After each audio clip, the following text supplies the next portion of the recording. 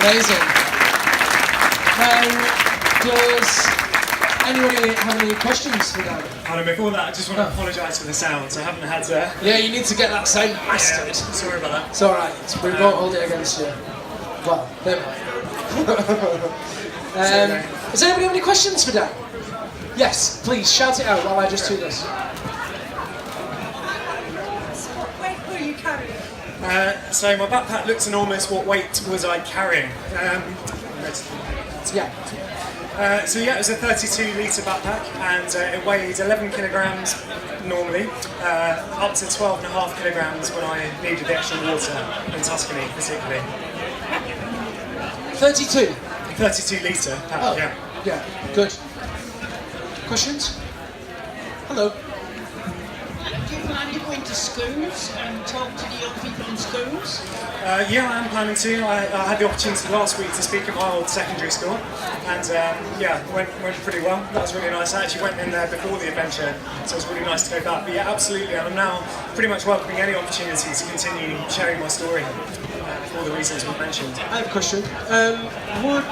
What advice would you give, or what words would you have for someone that maybe thought they were dealing with depression, or they were in the stages of depression that don't know what to do about it?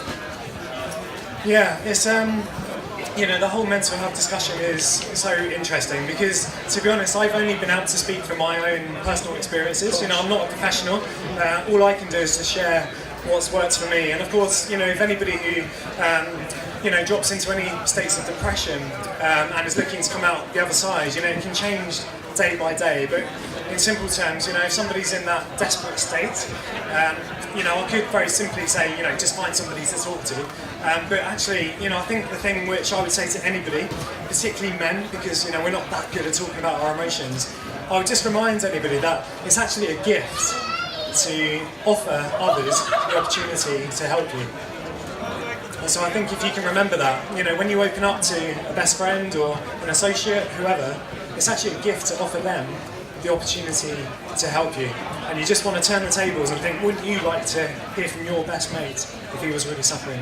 So yeah, just remember it's a gift to give others the opportunity to help. It's good advice. I like that a lot. Anybody else got a question? Hello. I'm going to pass you the microphone, same way you're zigging and zagging. You need to put it close to your mouth. How many hours did you run a day? On average, it's about 7 hours a day. And I was running from anything between 15 miles to 52. So I had a 52-mile day running up to Paris because I was just so eager to get there. But it would usually be about 7 hours.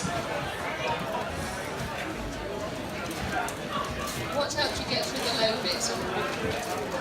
Ah, yes, I love this question. For the eagle-eyed among you, on the opening slide you will see that it actually says, not in the brochure where it says the highs and lows of Rome to Home, it just says the highs and low of Rome to Home. So, I know you would have done. No, the designs It are can't have amazing. been you, Liam. It probably was. Don't worry. So I'm going to check my text. yeah, so if I do come to write a book, it'll probably be something along the lines of the highs and low of Rome to Home. To be honest, I didn't really have any low moments apart from on day 16, after pushing and running more mileage than I needed to, and you know, obviously enjoying the magic of the adventure unfolding. I woke up on day 16 to 5 of my friends and family saying, Dan, I think you might be entering into a bit of a hypomanic phase.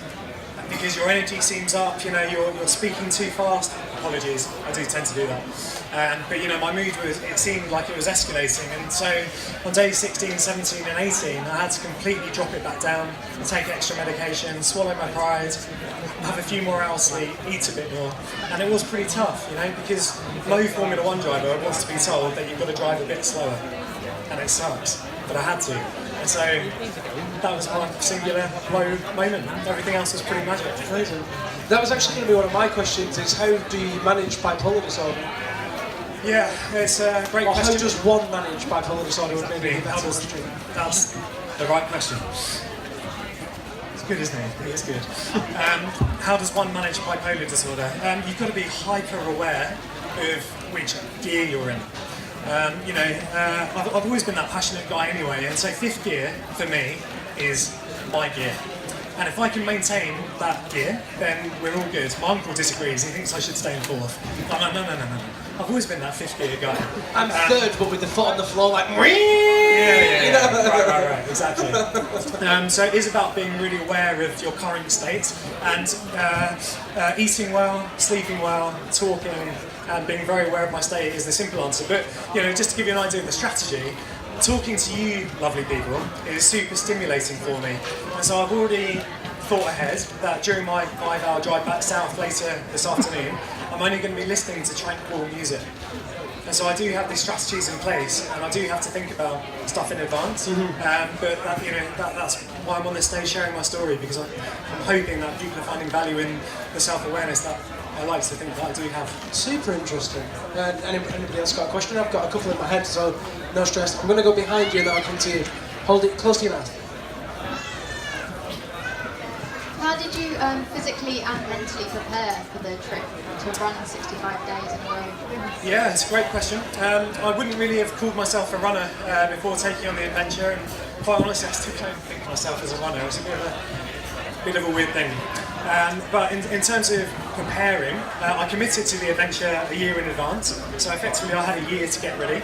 I wanted to take on the adventure at a time that was sensitive to everybody around me, my wife, my day job at snow camp, and just all the people around me. So I had a year to prepare, but it was 9 months of solid training with the backpack, and it was just a case of incrementally building up the weight in the backpack and being comfortable being out there running on my own steam, basically. So yeah, it was a year to prepare, and of course that included time to test gear, connect with different sponsors. I was very fortunate, and just get used to running with a backpack, to be honest. Yeah, exactly. But if anybody was thinking of doing what I did, and you had the green light to do it in 6 months' time, I think I could have done it in 6 months. And if anybody was thinking of doing likewise, I'd love to help them out to do similar. Sorry, he left his hard drive yesterday. Your question. Dan, you said you wanted to use this event to give you a platform to talk about mental health in general and your story. Moving on from there, is the running itself the means to an end now? Do you took part in a 10k trail run?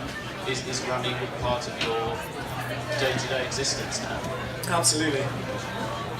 Yeah, absolutely. And so what I found on the adventure, doing an average of 20 miles a day over 65 days, was at the end of that day, I felt very, very relaxed.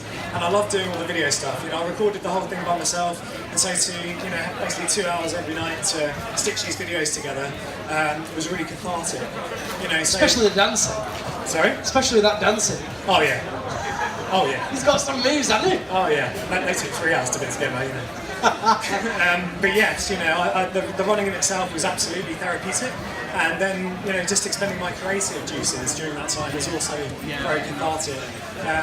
And then seeing the reaction to those videos was lovely. But yeah, and to answer your question, yes, absolutely, and I will absolutely now look to be diving into the ultra running world a bit more, because just expending that energy physically is absolutely wonderful for somebody with bipolar disorder.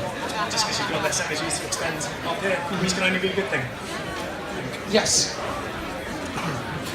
Did you listen to any music while you were running? And if you did, what was your most popular genre? I love that question. Did I listen to any music? Hell yes. Yeah, I noticed you had headphones in pretty much every picture. Oh my god, yes, I did. So I had a few different things. I had a soundtrack on Spotify called Lost in the Woods, Deep Focus. I had the Top Gun soundtrack. I had the Ultimate Disney playlist, and Queen, Live at Wembley, 1986.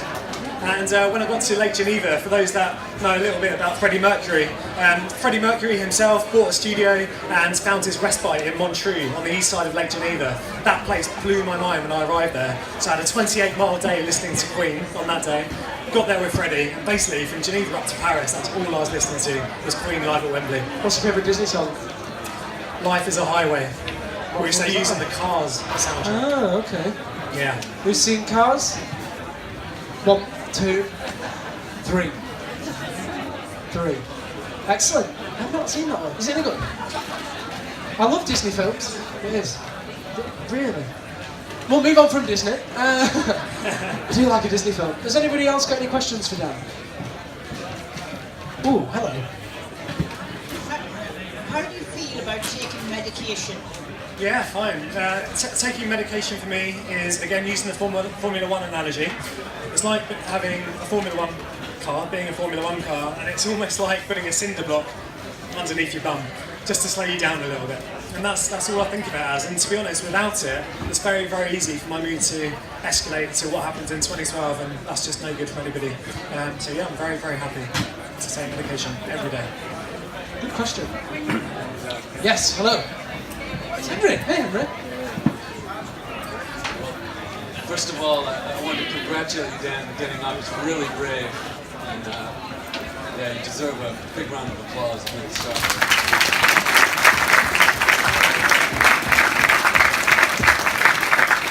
What I want to know is, before your traffic warden experience in 2012 and everything that led up to that, did you have any, looking back before that, did you have any clues that would indicate that you were predisposed to bipolar disorder earlier on in your life? Around that time? Yeah, it's a great question. So did I have any warning signs in the 5-10 years before Italy? Yes, I did, Henry. I think the first significant episode was when I started at university, and the same thing happened there, the impacts that I was going to have for, you know, these different sport clubs and whatever. And by the time I got to Christmas, I was completely burnt out. I had to switch off for 2 weeks. I couldn't go into my lectures because I didn't have the energy. But we just kind of brushed that under the carpet, as so many of us do. And again, when I was in London, that marketing job for the Cadbury's company wasn't particularly good for me. You know, I couldn't get my hands into anything apart from the chocolate. So, you know, I kind of slipped into a depressive episode there, and actually, because even then, you know, my mood was low, and then it kind of accentuated the effects when I started at snow camp. So yeah, there were some early warning signs, and retrospect is a lovely thing. Good question. Good answer. Anybody else? Okay. Nice, thanks for coming forward. Dan, you're an extremely positive guy. Can you tell us how you channel your positivity into your work at Snow Camp, and tell us what Snow Camp does? Yeah, wonderful question. So Jeremy's a good friend of the charity that I'm privileged to work for day to day, Snow Camp. So we're a snow sports youth charity that's been going for 14 years, and we change the lives of inner city young people using the power of skiing and snowboarding, which is why we were the charity partner yesterday evening. So we support disadvantaged young people caught up in gang culture, knife crime, not in education. We take them out of the inner city environment, get them to artificial ski slopes in the UK, develop their life skills, get them working together, persevering, respecting their environment, all those valuable life skills that so many of us would take for granted. If they commit with us and, you know, stick with us and show that perseverance, then they'll be lucky enough to come out to the mountains and qualify as snow sports instructors. And then, as best as we can, we try and get them jobs in the snow sports industry, or they come back as volunteers the next year to inspire the next wave of young people coming through. So I'm really grateful for the question, and I'm very, very fortunate to do what I do and connecting with so many wonderful brands that are here today. That's my job, and connecting with the likes of you guys. That's cool. Thanks, Jeremy. I'm just going to come to the front so I can see out. Who else has a question for Dan? Not waving. You've got to be careful waving that hand like that, because when I say who's got a question for Dan and you go, I made that mistake yesterday and I'm like a right nutty. I got all the way over there and went, okay. And he went, I was just waving at someone. No, I didn't. Has anybody else got a question? Hello. Yeah, Holly Bean says thank you very much. You can ask your question. Thank you for sharing your story, Dan. And my question is, how did the locals cope with this great amount of running through the vineyards and country paths? And did you get company along the way? What was the last bit? Did you get company along the way? Did everyone hear that or not? Yeah? Good. Good. I cannot tell you the amount of goodwill that I received from the Colosseum all the way to the London Eye. I did not have one negative interaction with anybody. All those fears that people had, you know, around me before the adventure started were just didn't happen. I had so, like, you know, obviously what happened in 2012 was quite a spiritual experience, but it was untapped, you know, euphoria. This was life-changing, and it was a very spiritual experience. And I think that light, warmth, and positivity that I took into the adventure got me a very long way when I was out there, and I've got to give you a few examples. So, you know, I slept in anything from my bivvy bag to a 4-star hotel, thanks to my mother-in-law, a couple of Airbnb, she told me not to say that, Airbnb places and everything in between. I stayed in a couple of convents with these nuns, and one of them just slipped me 20 euros on the way out. Glad you said 20 euros, I'm like, what, the nuns stealing? Nun just slipped me a little baggie. What? Gotta keep an eye on them. Convents in France got real. Nuns in a gun. So that was really magic. I had this Australian couple that paid for my washing when I sat there with my undercrackers in a laundrette.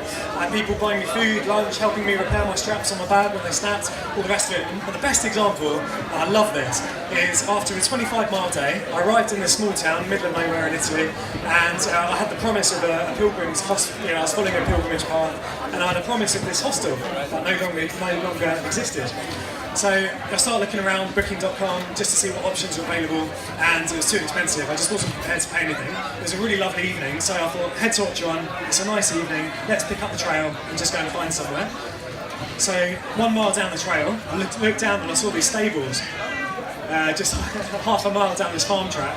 So I go down to the stables, turn the head torch off, I do the walk around, there's some hay, there's no animals, it's clean, this is perfect. I thought you were going to say there was an oxen, manger, next door there was an inn. He's the Virgin Mary. It can be what you like. Of course. So I'm in there, and I said I had a really, really great night's sleep. Under the stars, really warm, really comfortable. Set my alarm for 5:30, I get up, I pack up, I'm walking down the farm track, and the farmer comes down. Love that. With his tractor. Who the hell's this guy? So I show him my translated crib sheet, and he was like, oh, wait there. And then he gave me 10 euros to go and get some breakfast down the road. So not only did I save 50 quid from staying in a random hotel, money. had a wonderful night under the stars and came away in credit. Nice. Can't tell you the amount of goodwill that I received. One more little highlight. Many as you want. Well, not as many as you want, we might be in a while. My brother is grade 7 in the Red Arrows. Really? That's an ooh moment. The reason I mention that is that when I just clocked over 1,000 miles, I had a shout out from the Red Arrows on Twitter, which obviously my brother had been waiting for. So I had this little 45-second, go on Dan from the Red Arrows, and they're in southern Italy flying back to the UK that day. And I'm like, hold on, I'm near Paris, you must be going near Paris somewhere. I text my brother, he's like, wait there. He's like, okay, if you can get 2 miles to east of where you are now, we'll be over you at this particular time. Okay, so we go over there, and he didn't tell me what he'd do. He said, we're going to be at 27,000 feet, just do your best, you might see us. Lo and behold, he managed to get all 9 jets to leave 9 streams of white smoke to go over my head. So I have my own personal flyover. That is well good. Love that. That's amazing. As if it wasn't cool enough that your brother's in the Red Arrows, the fact that they did that is well good. Probably got time for one more question. But if there isn't, then that's fine. You must have one or two then. Do you know what? I'm very rarely speechless, as I'm sure anyone that's been here this weekend will know, and anyone that knows me will know. Throughout that whole slideshow, I'm quite an emotional person, but when I'm working, I don't really get very emotional. I was properly on the edge then. I was like, I don't know about you guys, you must have been right on. I was like, I'm good, totally good. And then I was like, oh God, I don't think I'm good. That's someone else. Yeah, no, we all wait. And I don't have a question, but I just want to say thanks. I think you've got a question, I'm going to come to you, but on behalf of everyone, I know Holly was saying thanks all the way through. She was like, this is amazing, just want to give him a hug. I'm sure you can hug him after. Oh, yeah. We can queue up for hugs. And I'm sure everyone, don't applaud yet, because I literally just want to say thanks, because you totally deserve it. It's amazing. You just hold that clap and ask a question. I was just wondering whether you'd be considering writing a book about your experiences beforehand and during, and what your plans are. Yeah, it's a great question. Am I considering writing a book? Was I before the adventure? Am I now? I didn't really want to go into the idea of writing a book because it was a really spiritual experience. It was life-changing, 65 days. So part of me didn't want to saturate that by trying to put it into text. However, I think a lot of people are finding value in my message. I think everybody found some value in it, even if you can't relate to it. I think on a personal level, I don't know, I think a journey of that magnitude, both metaphorical and physical, there's definitely something that we can all share in there. Yeah, so yes, I am now considering writing a book. There's no prizes for guessing what the title is. Road to Hope? No. High and Low. Highs and Low. I've got a friend suffering from bipolar and it's been suffering for years. Can you give any advice to how I might best help a friend? That's the toughest question I've been asked. It's a really, really good question. Really good question. I think of in terms of empowering him. Is it him? Yeah. In one way or another, is to see if you can get him to think of living with bipolar disorder rather than suffering with it. And I know that's a big ask because we do suffer with it. But I'm a massive believer in the words that you use manifest. And so if you can help him get to a point that he's living with bipolar disorder. He's not suffering with it. We do have times where we suffer with it, but we live with bipolar disorder. I think that's one thing. And I think just reminding him that you're there for when he's ready to talk. And he's going to want to get to a point where he's going to want to help himself. And when that time comes, he's going to love you for being there. I promise you. That's great advice. Dan, do you have anything else that you want to say? Thank you so much for your questions, guys. And Liam, you have done an amazing job with the whole Basecamp festival over the weekend. It has been like its own mini festival, isn't it? You've done a solid job. Guys, thank you so much. And I am giving out free hugs after this. And I'm really glad you asked. Is there one thing that I wanted to sign off on? And, I think by standing on the stage, being at the place in my life I am where I'm calling myself an optimist, sharing these experiences and all the rest of it, it really goes back to these talks I've been giving in schools and thinking if there was one singular message that I can take away from all these experiences and what I kind of want to live by going forward is that you don't have to be a victim of your circumstances. And quite honestly, if we channel all that positivity and love and warmth into anything we desire in life, whether it's a new hobby, running across Europe for 65 days or whatever it is, none of us are ever too old. We've all got it within us to live out the best versions of ourselves. And if there was one singular quote that I live by and what's worked for me, it's this.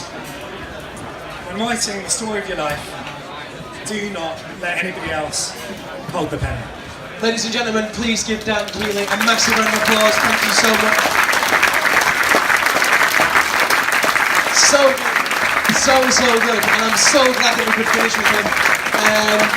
Thank you to everybody for joining us at the Basecamp stage over the course of the weekend. You've been amazing. He was amazing.